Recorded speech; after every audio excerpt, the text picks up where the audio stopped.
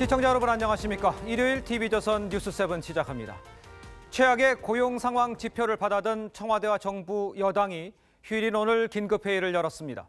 이 고용 악화 상황에 대한 책임을 통감을 하고 우선 일자리 창출을 최우선 과제로 두고 정책 수단을 총동원한다는 데 의견을 모았습니다. 자, 그런데 구체적인 해결 방안을 두고는 견해차를 드러냈습니다. 김동연 부총리는 기존 정책의 수정 가능성을 내비친 반면에 청와대와 민주당, 문제가 경제 구조에 있다면서 4조 원의 추가 재정 투입을 추진하기로 했습니다. 오늘 뉴스7은 이 최악의 고용 상황을 풀겠다며 내놓은 해결 방안이 과연 실효성이 있는 건지 꼼꼼히 짚어보겠습니다. 자, 그럼 먼저 오늘 당정청 회의에서 나온 이 고용 쇼크의 해결책이 어떤 건지부터 살펴봅니다. 홍혜영 기자입니다. 당정청 관계자들이 굳은 얼굴로 회의장에 들어섭니다. 회의 때마다 하던 기념 촬영도 생략했습니다. 김동연 경제부총리는 필요하다면 기존 정책의 수정을 검토하겠다고 했습니다. 그동안 추진해왔던 경제 정책에 있어서도 그간의 효과를 되짚어보고 필요한 경우에는 관계부처와 당과 협의하여 개선 또는 수정하는 방안도 필요합니다. 하지만 장하성 청와대 정책실장은 경제 성장의 혜택이 일자리 창출과 서민 경제로 이어지지 않는 모순된 구조 탓이라며 연말쯤엔 정책 효과가 날 것이라고 말했습니다. 우리 정부의 소득주도 성장, 혁신 성장, 공정 경제 정책들이 효과를 내기 시작하면 우리 경제는 활력을 띠고 홍영표 원내대표도 경제 체질이 문제라고 말했습니다. 어느 것 하나 쉽지 않은 과제들입니다. 하지만 체질 개선을 제대로만 한다면 지속 가능한 경제 구조를 만들 수 있습니다. 당정청은 내년 일자리 예산을 올해 증가율 이상으로 늘리고 4조 원 규모의 재정 보강 패키지를 추진하기로 했습니다. TV조선 홍혜영입니다. 자, 이렇게 김동연 부총리는 소득주도 성장 정책의 수정 가능성을 거론을 했지만 이 여당인 민주당의 생각은 다릅니다. 여전히 전 정부 탓, 또 정책 효과를 내려면 시간이 걸린다면서 고수하려는 분위기입니다. 야당은 소득주도 성장 정책이 문제라면서 청와대 장하성 정책실장 등 경제라인 교체를 주장을 했습니다. 이미지 기자입니다. 청와대는 석 달 전만 해도 6월부터 고용 여건이 개선될 것이라고 낙관했습니다. 6월부터는 고용 여건이 본격 회복될 것으로 예상됩니다. 전망이 어긋나 고용 쇼크가 현실화하자 여당인 민주당에서는 전 정부에서 경제 체질이 악화된 탓이라는 주장이 나왔습니다. 지난 박근혜 이명박 정부 한 10년 동안에 성장 잠재력이 아주 매우 낮아져가지고 그 결과가 지금 이렇게 나타나고 있는 것이라서. 김진표 의원은 소득주도 성장 정책이 효과를 보려면 3년이 걸리기 때문에 그때까지 일관되게 밀고 나가야 한다고 주장했습니다. 자유한국당과 바른미래당은 소득주도 성장 정책이 문제라고 지적했습니다. 한국당은 반기업 정책에서 기업 친화적 정책으로 전환시켜야 한다고 했고 바른미래당은 경제 현장의 목소리를 듣지 않는 오만과 독선 때문이라고 주장했습니다. 문재인 대통령은 소득주도 성장의 한계를 인정하고 장하성 실장과 그 외의 책임자를 인사 조치해야 합니다. 바른미래당은 문재인 정부는 천문학적인 재정 투입을 하고도 일자리 참사를 일으키고 있는데 또다시 재정 투입만 고집하지 않을지 걱정이라고 말했습니다. TV조선 이미지입니다. 자, 그런데 우리 경제의 일자리 상황이 그리 낙관적이지 않다는 지표가 또 하나 나왔습니다. 6개월 이상 구직 중인 이 장기 실업자 수 18년 만에 최저치를 기록을 했습니다. 아예 구직을 단념한 인구도 50만 명을 넘어섰습니다. 유지현 기자입니다. 실업자 숫자가 7개월 연속 100만 명 이상을 돌파한 가운데 일자리 상황이 그야말로 얼어붙고 있습니다. 구직 기간이 6개월 이상인 장기 실업자가 문제입니다. 올해 1월부터 지난달까지 조사된 장기 실업자는 월 평균 14만 4천 명으로 나타났습니다. IMF 외환 위기가 이어지던 지난 2000년 이후 18년 만에 가장 나쁜 지표입니다. 구직 활동을 해도 일자리를 구하지 못하는 고용 시장의 구조 악화를 단적으로 보여준다는 분석입니다. 고용 상황이 좋지 않은 것이 결국에 취업자의 증가폭 둔화가 결국에 실업자의 증가와 특히 많은 부분은 비경제활동 인구의 증가로 이어졌고 구직 활동에 지쳐 취업을 포기하는 사례도 늘었습니다. 올해 1월부터 지난달까지 구직 단념자는 월 평균 50만 7천 명으로 이 지표를 집계한 2014년 이후 최대치를 기록했습니다. 최저임금의 인상이 근무 시간을 매우 단축시켰고 취업자 수도 같이 줄였다. 근데 정부는 그걸 인정을 안 하는 거죠.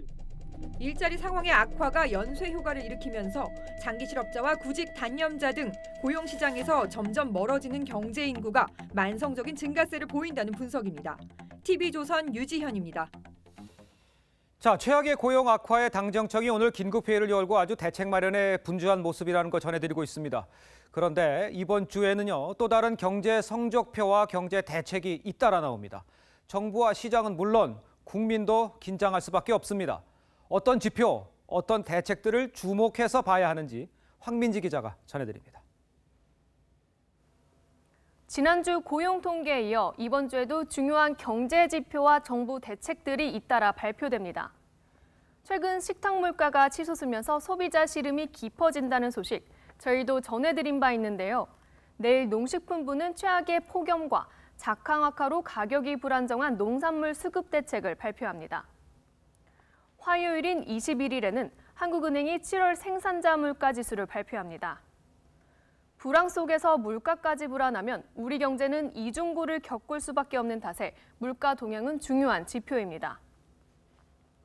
수요일인 22일에는 김동연 경제부총리가 민주당과 함께 당정 합동으로 자영업자 대책을 발표합니다. 최저임금 인상의 타격에 가장 먼저 저항했던 자영업자들에게 실질적으로 도움을 줄 정책이 나오는지 큰 관심을 끕니다. 통계청은 같은 날 지난해 출생 통계와 2018년 6월 인구 동향을 발표합니다. 고용 악화를 불러온 중요한 요인 중 하나도 인구 구조 변화였고 특히 갈수록 논란이 커지는 국민연금 개혁에서도 저출산과 고령화는 가장 큰 변수여서 이 발표는 큰 관심을 끕니다. 23일 목요일에는 2분기 가계소득 격차와 가계부채가 발표됩니다. 1분기 가계소득 발표에서는 2003년 집계 이후 사상 최대 빈부격차가 나타났습니다. 이런 빈부격차 악화 현상이 이어졌을 경우 경제정책지휘부는 또 다른 부담을 안게 됩니다. 같은 날 한국은행은 2분기 가계신용을 발표합니다. 가계부채가 소득 증가에 비해 빠르게 늘고 있다는 우려 속에서 이 지표도 중요한 관심사입니다. TV조선 황민지입니다.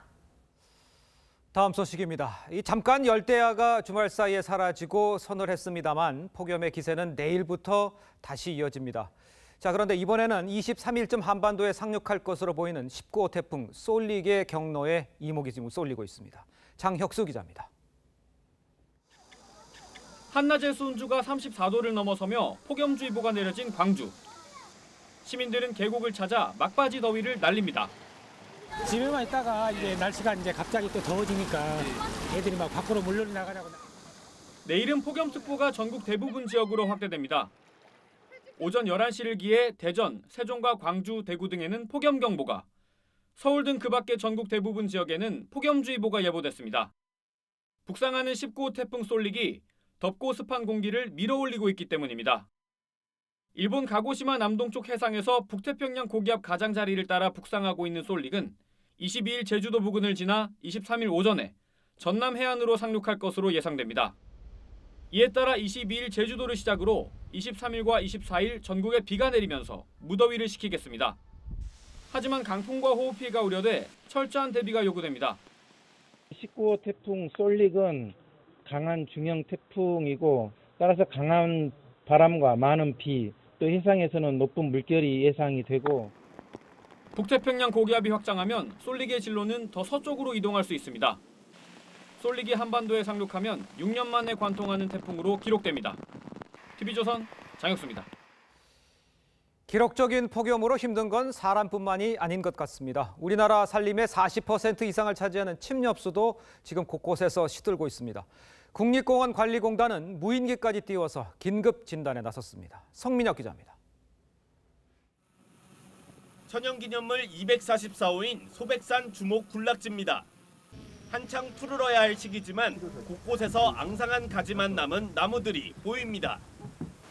나무 껍질은 벗겨졌고 바싹 시들었습니다. 가지 끝부분이나 전반적으로 다 봤을 때 개화가 끝나고 종자가 맺혀야 되는 시기인데 그 종자가 안 보이는 상황인데요. 이렇게 고사한 나무들이 늘면서 백두대간 설악산 권역의 소나무 등 침엽수림이 4년간 10% 가까이 줄었다는 조사 결과도 있습니다. 지구온난화 등 기후변화의 직격탄을 맞은 겁니다. 기록적인 폭염이 찾아온 올해는 고사목이 더욱 늘어날 것으로 우려되자 국립공원관리공단은 무인기까지 띄웠습니다. 산 정상에서 한눈에 침엽수림을 내다볼 수 있습니다. 무인기를 활용한 수목조사는 한 번에 넓은 지역을 관측하는 데 큰 장점이 있습니다. 인공지능을 활용해 고사목의 위치도 쉽게 찾아냅니다. 수목의 정확한 높이값을 확인하실 수가 있고요.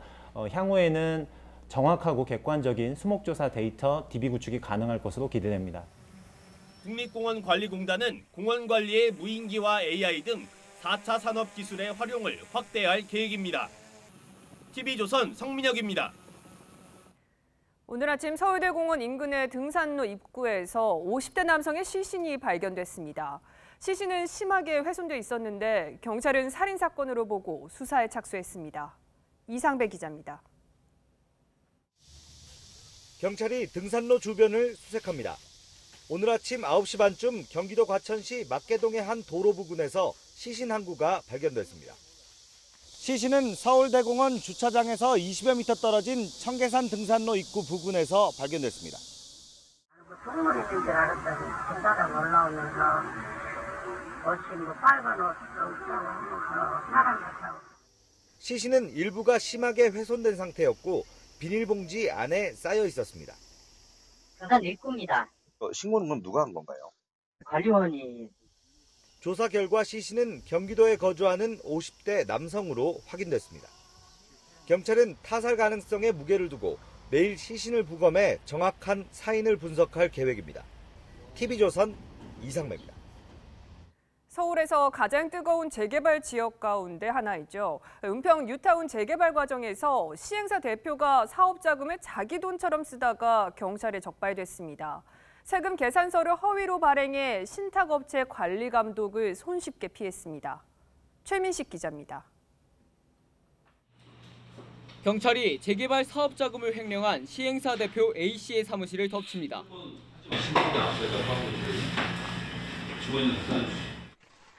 A씨는 지난 2011년부터 5년간 은평 뉴타운 지역에 1,600억 원 규모의 재개발 사업을 진행하면서 37억 원가량을 횡령했습니다. 광고사나 분양대행사 등 용역업체에게 실제 공사비용보다 부풀려 세금 계산서를 발행하도록 한 뒤 이를 근거로 신탁사에 집행을 요구했습니다. 업체가 사업 자금을 지급받으면 본인 몫을 업체로부터 챙겨갔습니다. 이 조형물들을 만드는 데만 약 1억 2천만 원 넘게 들어갔는데 이 중 30% 약 4천만 원 정도가 시행사 대표 호주머니로 들어갔습니다. 또 페이퍼 컴퍼니를 설립하거나 조합 운영비 명목으로 신탁 자금을 빼내기도 했는데 신탁업체는 시행사와 시공사 등의 날인만 있으면 모두 자금을 내줬습니다. A씨는 이를 유흥비나 아파트 구입하는 데 썼습니다. 횡령한 39억 9,500만 원이 결국은 그 분양가 인상에 기여될 수밖에 없습니다. 재개발 자금 비리를 막기 위해 마련된 신탁 제도가 맹점을 드러냈습니다. TV조선 최민식입니다. 네, 남북 이산 가족이 내일 금강산에서 꿈에 그리던 만남을 갖습니다. 지난 2015년 이후 2년 10개월 만인데 남측 1차 상봉단 오늘 사전 집결지인 속초에 지금 모여 있습니다. 현장에 나가 있는 취재기자 연결하도록 하겠습니다. 자, 김보건 기자, 남측 가족들 지금은 일단 이 각자 숙소에 머물고 있나요? 네, 오늘 오후 등록을 마무리한 가족들은 방북 교육을 마치고 지금은 식사 중인 것으로 전해집니다. 지금 제 뒤로 보이는 이 건물에서 오늘 하룻밤을 보낸 뒤 내일 아침 8시 반쯤에 버스를 타고 금강산으로 이동해 사흘 동안 북측 가족들을 만나게 됩니다. 내일 떠나는 1차 상봉단은 동반 가족을 포함해 197명입니다. 지원 인원과 취재진 등을 포함하면 모두 560여 명이 금강산으로 가게 됩니다. 저녁엔 간단한 건강검진도 예정돼 있습니다. 거동이 불편할 경우에 군사분계선에서 버스에 탄 채로 통행검사를 받는 것도 과거 상봉과 달라진 점입니다. 자, 상봉을 앞둔 남측 가족들이 아주 무척 설렐 텐데 현장 분위기는 어떻습니까? 네, 설레는 마음에 활짝 웃기도 긴장된 마음에 울먹이기도 했습니다.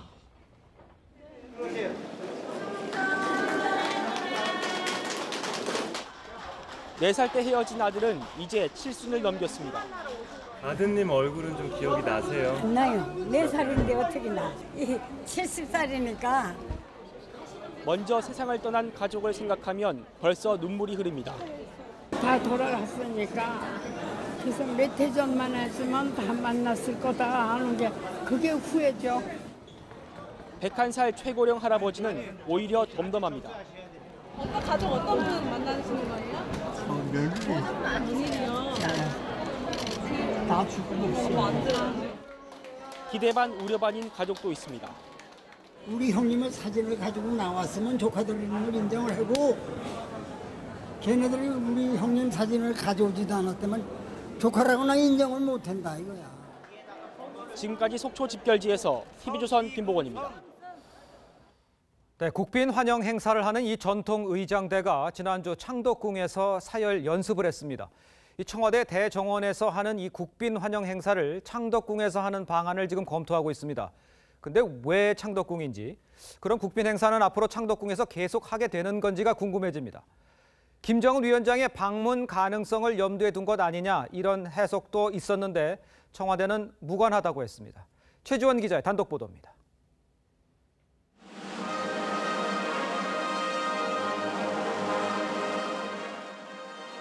군악대의 팡파르를 받으며 문재인 대통령이 걸어와 푸틴 러시아 대통령과 악수합니다. 세계 문화유산이기도 한 모스크바 크렘린궁에서 열린 공식 환영식입니다.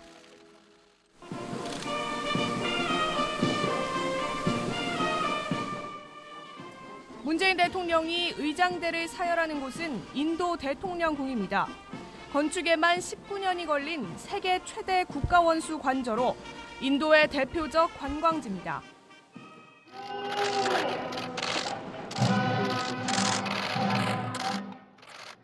국빈이 방문할 경우 우리는 통상 청와대 대정원에서 공식 환영식을 합니다. 청와대는 환영식 장소를 경복궁이나 창덕궁으로 옮기는 방안을 검토 중입니다. 문재인 대통령은 외국 정상 방문 시 한국의 역사와 정취를 알릴 수 있어야 한다는 취지에서 지시한 것으로 알려졌습니다. 지난주 군악대와 전통의장대가 창덕궁에서 의전 예행 연습도 실시했습니다. 궁궐 내에서 국빈이 대기하고 양국 정상이 환담할 장소 등도 함께 점검하는 것으로 전해집니다. 점검이 끝나면 가을부터 국빈 방문 때 고궁에서 환영식을 열 계획입니다. 일각에선 북한 김정은의 서울 방문 성사 가능성도 염두에 둔 것 아니냐는 해석이 나오지만 청와대는 무관하다고 설명했습니다. TV조선 최지원입니다.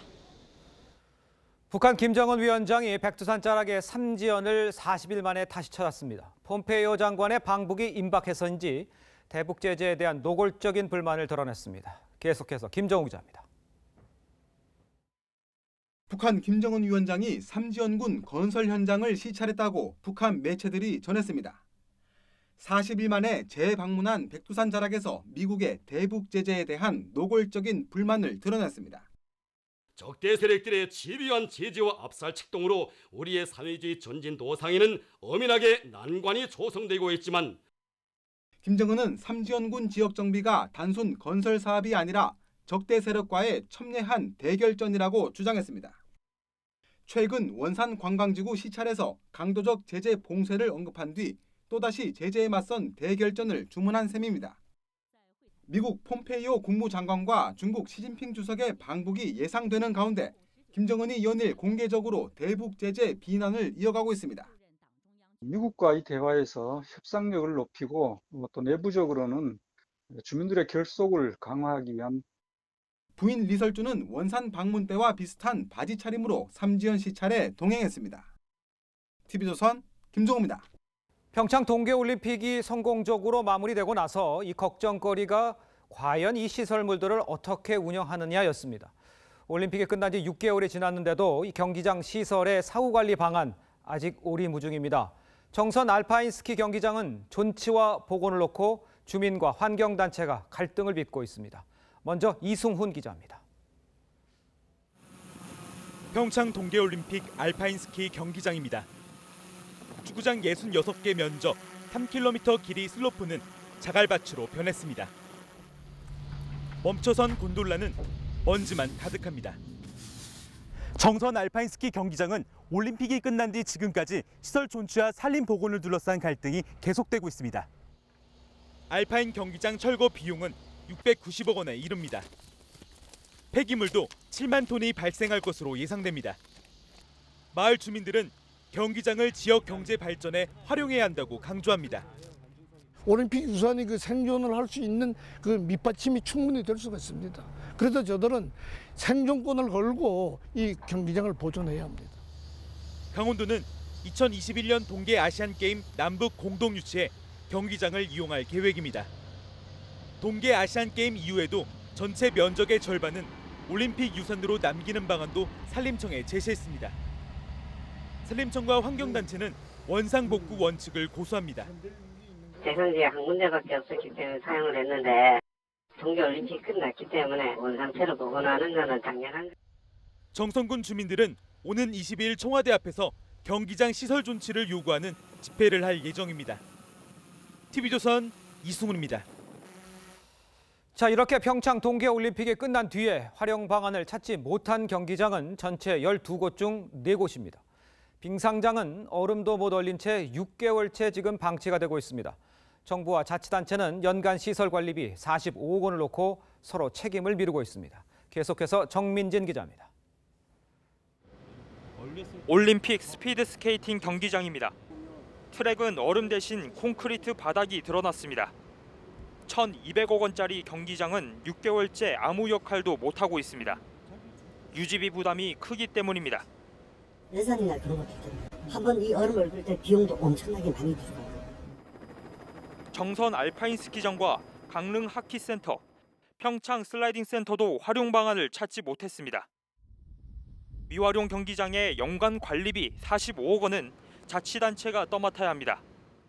문재인 대통령은 지난해 12월 정부 차원에서 사후 활용 방안과 대안을 마련하겠다고 약속했습니다. 이후 정부 합동 TF도 만들며 예산 지원을 검토했지만 이마저도 중단됐습니다. 강원도는 정부가 철거 대신 존치를 결정했다며 예산 지원을 요구합니다. 우리가 할 것 같으면 문체부에 승인 요청을 안 하죠. 허락을 요구하는 것은 국비 지원도 하면서 존치를 해달라는 뜻이거든요. 정부는 지자체 운영이 원칙이며 법적 근거도 없다고 반박합니다. 시설물의 운영 관리에 대해서는 어떤 경기장도 지원해 줄 수 있는 근거도 없고 지원해 줬었던 사례도 없어요. 자치단체는 재정난에 빠지고 정부는 약속을 지키지 않으면서 올림픽 경기장이 애물단지로 전락하고 있습니다. TV조선 정민진입니다. 푸틴 러시아 대통령이 4년 만에 독일 방문에 앞서 오스트리아의 한 시골 마을에 들렀습니다. 오스트리아 외무장관의 결혼식에 참석하기 위해서였는데요. 푸틴은 신부와 춤까지 추며 각별한 축하를 보냈는데 오스트리아 내에선 부적절한 초대란 논란이 뜨겁다고 합니다. 왜 그런지 송지욱 기자의 보도입니다. 오스트리아 남부 스티리아주의 감리츠. 이 작은 마을에 장총을 두른 경비들이 진을 치고 헬리콥터까지 떴습니다. Wir sind stolz, dass einer der größten Politiker der Welt hierher gekommen, über die eigenen Arten. 줄지어 들어서는 차량 속의 주인공은 다름 아닌 푸틴 러시아 대통령. 오스트리아의 카린 크나이슬 외무장관의 결혼식에 직접 참석하기 위해서입니다. Wir haben den gesetzlichen Auftrag, einen ausländischen Gast, einen so hochwertigen ausländischen Gast zu schützen. Deswegen ist es für uns irrelevant, ob es ein Staatsbesuch, ein Privatbesuch oder wie auch immer ist. 그러나 부적절한 초대란 논란이 빗발칩니다. 유럽과 러시아는 지난 2014년 우크라이나 사태뿐 아니라 최근에도 영국에서 벌어진 러시아 이중 간첩 독살 시도 사건 등으로 대립각을 세우고 있는 상황. EU 순회 의장국인 오스트리아가 EU와 불편한 관계인 푸틴을 초청하는 게 과연 적절하냐는 겁니다. 가뜩이나 크나이스 장관은 오스트리아 연립정부 내에서도 칠러 행보를 보이는 극우 자유당 출신입니다. 이런 논란 속에서도 푸틴은 직접 꽃다발을 들고 결혼식장을 찾아 신부인 외무장관과 함께 춤까지 췄습니다. 그러나 지각대장의 오명은 이번에도 벗지 못해 10분 늦게 도착하면서 예식이 지연되기도 했습니다. TV조선 송지욱입니다. 미국 이민세관 단속국이 출산이 임박한 아내와 함께 병원에 가던 남성을 연행했습니다. 아내가 홀로 남아 도움을 요청하는 모습이 공개되면서 비난이 커지고 있습니다. 김지수 기자입니다. 미 캘리포니아주 샌 버너디노의 편의점. 만삭의 여성이 눈물을 흘리며 통화 중입니다. 아이를 낳아야 하는데 남편이 당국에 연행됐다며 긴급히 도움을 호소하고 있는 겁니다. 이 여성은 히스패닉계 주민 마리아 카르멘 베네가스로 제왕절개 수술을 받기 위해 남편과 함께 병원에 가던 중이었습니다. 그런데 이들 부부가 주유소에 들렀을 때 갑자기 이민세관 단속국 요원들이 나타나 남편에게 신분증을 요구했습니다. 남편은 신분증을 집에 두고 왔다며 상황을 설명했지만 끝내 연행됐습니다. 출산이 임박한 아내는 결국 직접 차를 몰고 병원에 가 아이를 낳았습니다. 하마터면 위험한 상황에 처할 수도 있었던 겁니다. I mean, we know that under the current Trump administration that everyone's a priority, but in this case, when a person has taken his wife who's having a C-section, this could have been handled, we believe, a lot differently. 남편은 불법 이민자 구금센터에 수용된 상황. 이민세관 단속국은 국가안보와 공공안전, 국경보안에 위협이 될 만한 개인에 대해 법을 집행했다고 밝혔습니다. 하지만 트럼프 행정부의 무신경함을 보여준 사례라는 시민단체의 지적이 나오는 등 비난은 점점 커지고 있습니다. TV조선 김지수입니다. 네, 놓치면 아쉬운 더하기 뉴스 시간입니다. 오늘은 사회부 한우리 기자 나와 있습니다. 안녕하세요. 네, 반갑습니다. 자, 더하기 뉴스 첫 번째 키워드 보겠습니다. 내가 뭔데 공항 주먹질, 누가 누구를 때렸단 얘기예요? 네, 제주국제공항에서 벌어진 일입니다. 네. 한 20대 여성, 그러니까 승객이 이 공항 검색대를 통과하려다가 제지를 당하자 여성 보안 요원에게 주먹을 날린 사건입니다. 어이구. 이 보통 저희가 비행기를 타려면 티켓과 여권 같은 신분증을 가지고 가죠. 그렇죠. 그런데 이 여성은 유효기간이 지난 임시주민등록증을 가지고 있어서 제지를 당한 겁니다. 네. 이러자 항공사에서 표를 끊었는데 너네가 뭔데 막느냐면서 심한 욕설까지 퍼부었습니다. 이게 통하지 않자 보안 검색대로 뛰어들어가려다가 요원들에게 막혔고 또다시 주먹을 휘둘렀다고 합니다. 이 여성은 결국 관할경찰서에서 조사를 받게 되는데 이 현행법상 출입 통제 업무를 방해하면 5년 이하의 징역이나 5천만 원 이하의 벌금에 처해지게 됩니다. 그렇군요. 자, 두 번째 키워드 보겠습니다. 네.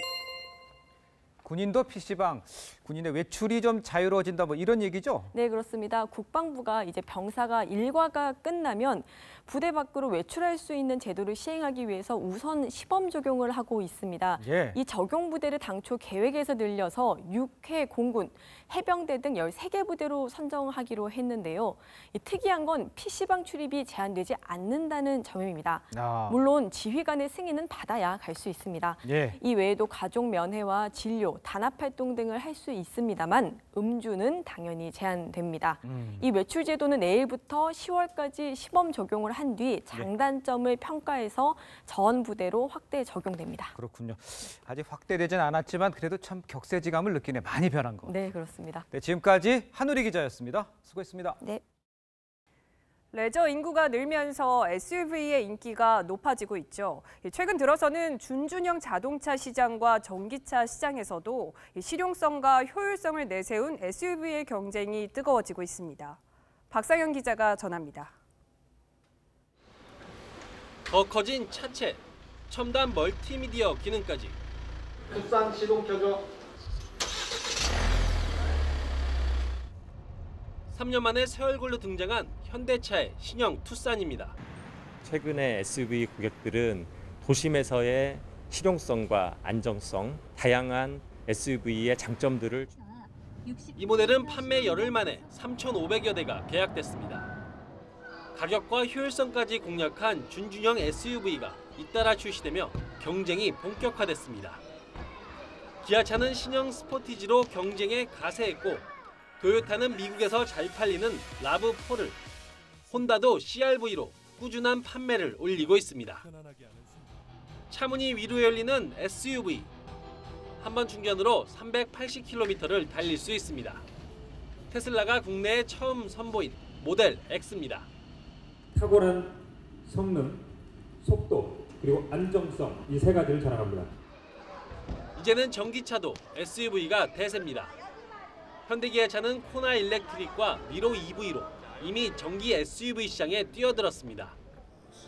제규어는 한 번 충전으로 480km를 달리는 SUV 전기차 아이페이스 출시를 예고하고 있습니다. 벤츠와 아우디도 EQC의 양산형 모델과 이트론을 출시를 예고하며 전기 SUV 시장 경쟁을 준비하고 있습니다. SUV가 전기차와 미래차의 흐름까지 주도하고 있습니다. TV조선 박상현입니다. 요즘 마트에 가면 다양한 맥주 종류에 뭘 살까 한참 고민되시죠. 지역 맥주부터 해외 수제 맥주까지 이렇게 다양해진 맥주 맛처럼 맥주집도 각기 개성을 갖추며 다양해지고 있다는데요. 이루라 기자가 소개합니다.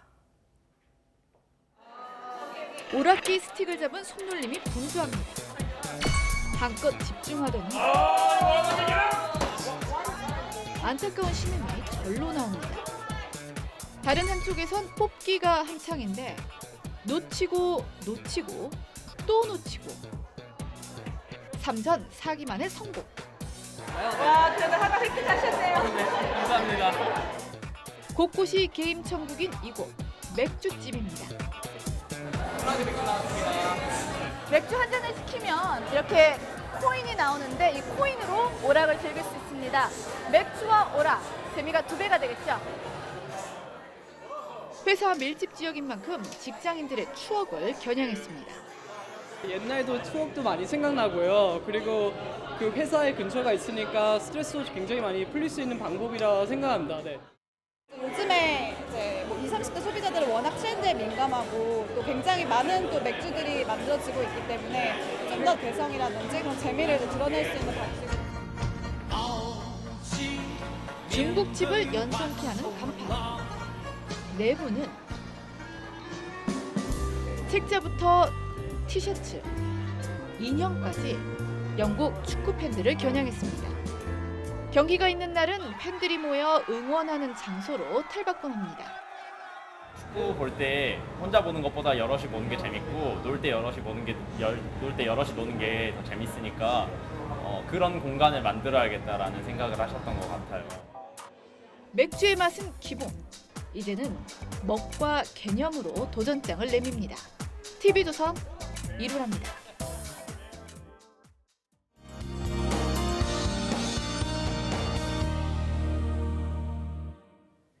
38일 만에 해제된 서울의 폭염특보가 오늘 다시 발효됐습니다. 그 밖의 지방도 폭염이 확대 강화되면서 막바지 더위가 시작됐는데요. 내일부터 북태평양 고기압의 영향을 받아 덥고 습한 공기가 들어오겠고 서울의 낮 기온 34도, 대전, 광주 35도, 대구 34도까지 오르겠습니다. 강한 중형 크기의 제19호 태풍 쏠릭은 수요일쯤 제주도 부근을 지나 목요일 오전에 전남 해안으로 상륙하면서 전국이 태풍 영향권에 들 것으로 전망되는데요. 이 때문에 서해상과 남해상에는 물결이 최고 8m까지 매우 높게 일겠고 풍랑과 폭우, 강풍 등 태풍으로 인한 피해가 클 것으로 예상됩니다. 변동성이 큰 만큼 상황을 더 지켜봐 주시기 바랍니다. 태풍의 영향으로 목요일과 금요일 전국에 강풍을 동반한 비가 내릴 것으로 전망됩니다. 날씨였습니다.